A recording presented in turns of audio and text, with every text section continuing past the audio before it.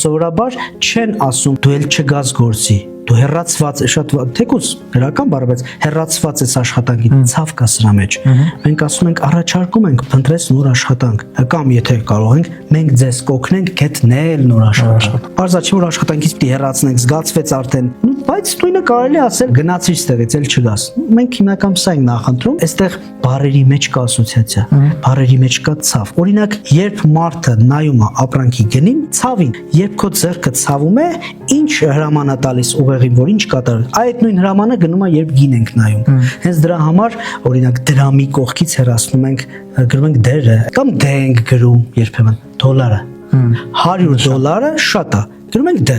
Դե դեն մեզ համար նաև դրամի էլ է, ասած 100 դե։ 100 դրամ ինչ է։ Մենք գիտենք, որ չի կարող այդ կոշիկը լինել 100 դրամ, մենք դա գիտենք, բայց կարդում ենք աչքով 100 դե, 100 դրամ հնարավոր է։ Երբեմն նույնիսկ թվերի հետ ենք կիրառում հնարքներ։ 100 հազարը բառով ենք գրում, մենք կոտրում ենք թվի իմաստը, որպեսզի մարդու միջից ցավը հեռացնենք, էմոցիան հեռացնենք, ինֆորմացիան տանք, բայց էմոցիան հեռացնենք։ Այդ նույնը հեռացված է աշխատանքից, թե